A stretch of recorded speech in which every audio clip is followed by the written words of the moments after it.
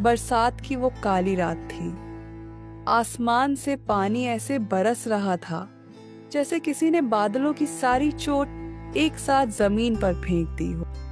शहर के एक बड़े से बंगले के बाहर एक बूढ़ा भीगा हुआ आदमी कांपते हुए खड़ा था। वो था रामू काका। चेहरे पर झुर्रियां, शरीर पर फटे पुराने कपड़े और हाथों में एक छोटी सी थैली। उसने कांपते हुए हाथों से अपने ही बेटे के घर का दरवाजा खटखटाया। तभी दरवाजा खुलता है और अंदर से नौकर निकलता है। कौन है रे तू? रात के इस टाइम क्या चाहता है? बेटा, मैं रोहन का बाप हूँ। गांव से आया हूँ। कह दो उससे मिलने कोई आया है। तभी अंदर से रोशनी की तेज चमक बाहर आई और उसके पीछे एक शख्स खड़ा था। महंगा सूट, चमचमाते जूते, हाथ में महंगी घड़ी। ये था रोहन, वही रोहन जिसे कभी रामू काका ने अपनी भूख मारकर पढ़ाया था, अपनी जमीन गिरवी रखकर पढ़ाया था। रोहन अपने बाबा को देखता है और चौंकते हुए कहता है, बाबा, आप यहाँ इस हालत में? अरे रोहन बेटा, मैं तो तुझे पहचान ही नहीं पाया। तू तो बड़ा साहब बन गया रे। गांव वाले बोले कि तू बहुत बड़ा आदमी बन गया है। सोचा अपने लाल से मिलने शहर चला आऊं। रामू काका की आंखों में बेटे के लिए प्यार और गर्व दोनों थे, लेकिन रोहन की आंखों में सिर्फ शर्म थी। शर्म कि कहीं उसके अमीर दोस्त ये ना देख लें कि उसका बाप एक गरीब गंवार आदमी है। रोहन और रामू काका बात कर ही रहे होते हैं कि तभी उनकी आवाज सुनकर रोहन की पत्नी रिया बाहर आती है। रोहन, कौन है ये आदमी? और ये दरवाजे पर ही क्यों खड़ा है? अंदर क्यों नहीं आ रहा? वो मेरे बाबा हैं रिया, गांव से आए हैं। ये इस हालात में, ऐसे गंदे कपड़ों में, और तुम इन्हें मेहमानों के सामने अंदर बुलाओगे? आज पार्टी है रोहन, हमारे क्लाइंट्स आए हैं। सोचो क्या इमेज जाएगी तुम्हारी। रोहन ने एक नजर अपने बूढ़े भीगे हुए बाप पर डाली और दूसरी नजर अपने चमकते हुए ड्राइंग रूम पर, जहां अमीर लोग हंस हंस कर बातें कर रहे थे। तभी रोहन अपने बाबा से कहता है, बाबा, आप अंदर चलिए, लेकिन पहले आप पीछे वाले सर्वेंट रूम में चले जाइए, वहीं रुकिएगा। मेहमान चले जाएं फिर बात करेंगे। हाँ? अरे कोई बात नहीं बेटा, तू बड़ा आदमी हो गया, तेरे भी तो अपने काम होंगे। मैं तो बस तुझे एक बार गले लगाने आया था। जहां कहेगा वहीं बैठ जाऊंगा। रामू काका को उस समय यह एहसास भी नहीं था कि उनका अपना ही बेटा उन्हें उनके ही घर में कबाड़ के कमरे में भेज रहा है। रामू काका धीरे धीरे कबाड़ के कमरे की तरफ बढ़े और तभी उनका दिमाग सालों पीछे चला गया। उस समय जब रोहन छोटा सा बच्चा था, नंगे पांव आंगन में दौड़ा करता था और मासूमियत से कहता था, बाबा, बाबा, मैं बड़ा होकर बहुत बड़ा आदमी बनूंगा।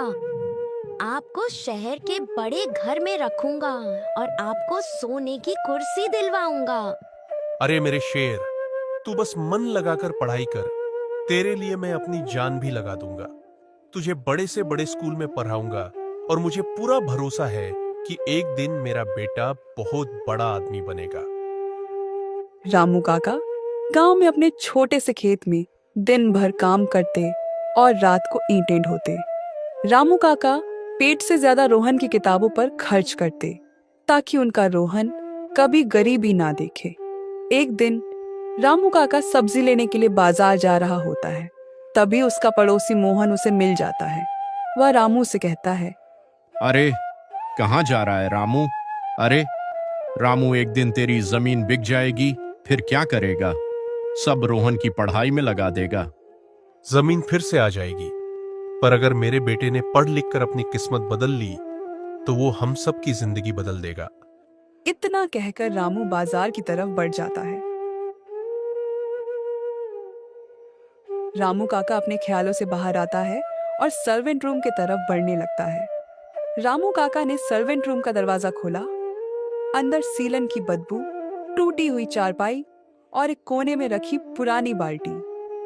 ये वही कमरा था जहां कभी रोहन को अपने लिए जमीन, इज्जत और सपने नजर आते थे, और आज उसे उसी के बाप के लिए यही जगह ठीक समझी गई थी।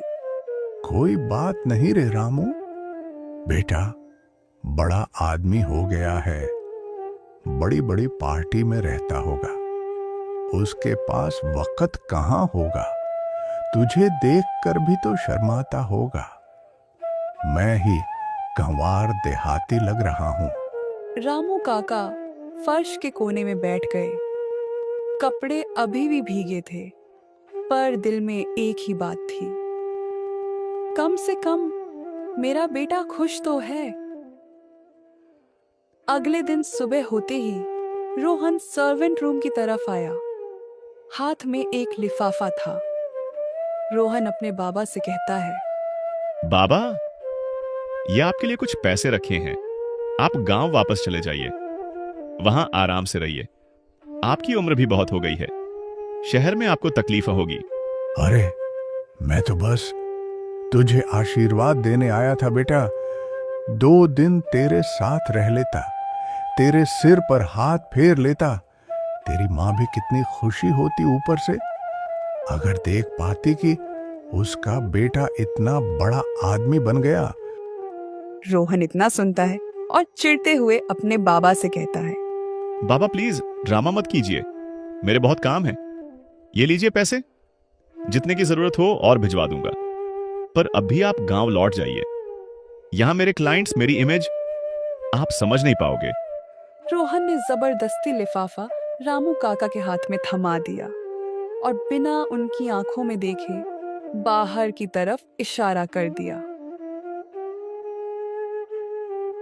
दरवाजा बंद हुआ और रामू काका का दिल भी चुपचाप अंदर ही कहीं बंद हो गया। उस दिन न जाने क्यों उनकी आंखों से आंसू नहीं निकले, शायद वो भी थक चुके थे और रामू काका गांव की तरफ लौट जाते हैं। समय बीता, 1 साल, 2 साल, 3 साल। शहर के उसी बंगले के बाहर एक दिन कुछ लोग जोर जोर से चिल्ला रहे थे, नीलामी, नीलामी, इस बंगले की नीलामी होगी।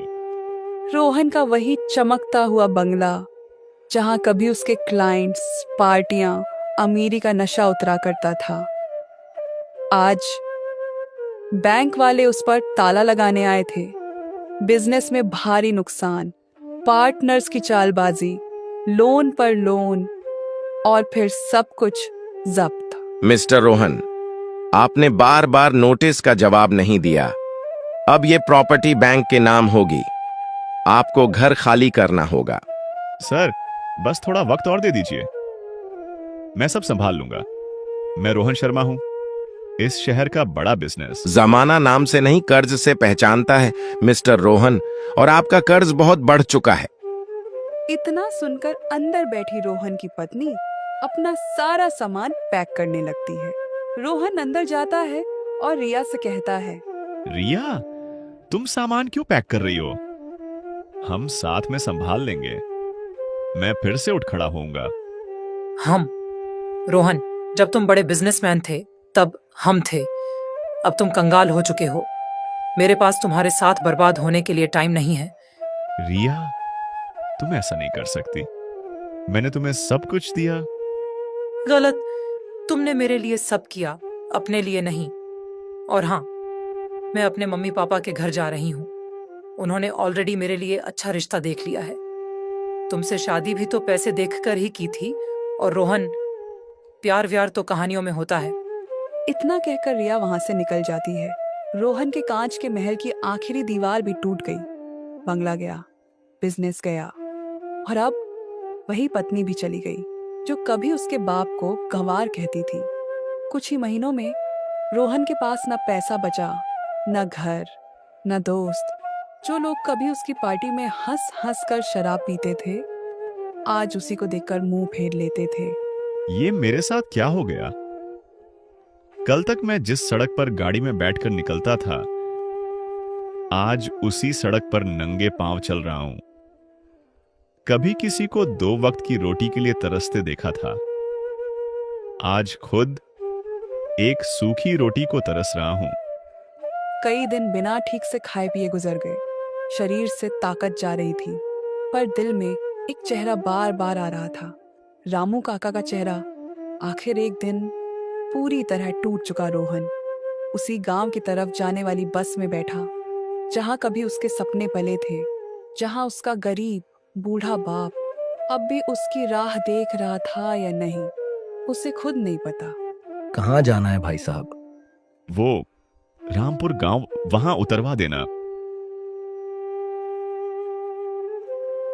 बस से उतरते ही धूल भरी सड़क, खेतों की मिट्टी की खुशबू और बचपन की यादें सब फिर से आंखों के सामने घूमने लगी। एक मोड़ मुड़ते ही उसे दूर एक छोटा सा घर दिखा, कच्ची दीवारें, लेकिन बाहर लगे नीम के पेड़ के नीचे एक बूढ़ा आदमी बैठा था।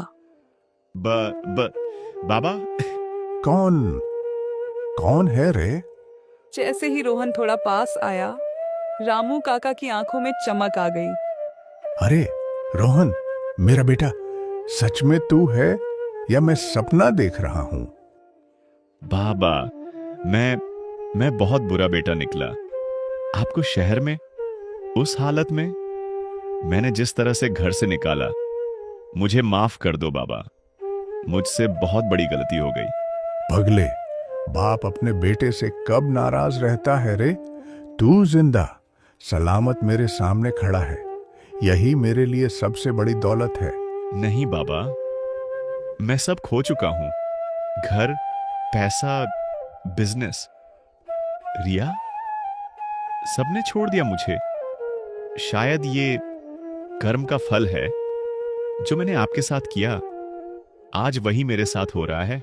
देख बेटा, कर्म का हिसाब किताब कोई ना कोई दिन तो बराबर होता ही है। तूने मुझे धक्का देकर निकाला था ना, आज जिंदगी ने तुझे भी धक्के देकर समझा दिया। लेकिन फर्क बस इतना है, दुनिया ने तुझे छोड़ा पर मैं नहीं छोड़ूंगा। रामू काका ने अपने कांपते हुए हाथों से रोहन का सिर अपनी गोद में रख लिया। सालों की सारी दूरी, सारे गिले शिकवे उन आंसुओं के साथ बह गए जो दोनों की आंखों से एक साथ निकल पड़े थे। बाबा, आपने मेरे लिए अपना पूरा जीवन दांव पर लगा दिया और मैं आपके लिए एक कमरा भी नहीं दे सका। उस दिन अगर मैं आपको गले लगा लेता तो शायद आज मुझे यह दिन नहीं देखना पड़ता। नहीं बेटा, जो हो गया सो हो गया। जिंदगी हमें गिराकर ही सिखाती है कि चलना कैसे है। तू गिरा पर अब उठ गया ना। अब असली बात यह है कि आगे तू अपने कर्म कैसे बदलता है। बाबा, अब मैं आपके साथ रहना चाहता हूं। खेत में काम करूंगा। यही छोटा सा घर है ना हमारा, इसी में चैन से रहूंगा। बस आपका आशीर्वाद चाहिए। ये घर नहीं, तेरी माँ के सपनों की झोपड़ी है और अब तू भी इसमें हिस्सा है। आजा, चल पहले कुछ खा ले, बहुत सूख गया है तू। उस दिन सालों बाद एक बाप ने अपने बेटे को पेट भरकर खाना खिलाया, लेकिन इस बार सिर्फ पेट ही नहीं, उसकी सोच भी भर दी एक नई समझ से। अगर आपको ऐसी कहानियां पसंद हैं जो सिर्फ सुनाने के लिए नहीं बल्कि जीने के लिए बनाई गई हैं, तो हमारी कुश टून्स फैमिली का हिस्सा बन जाइए। नीचे लाल वाला सब्सक्राइब बटन दबाइए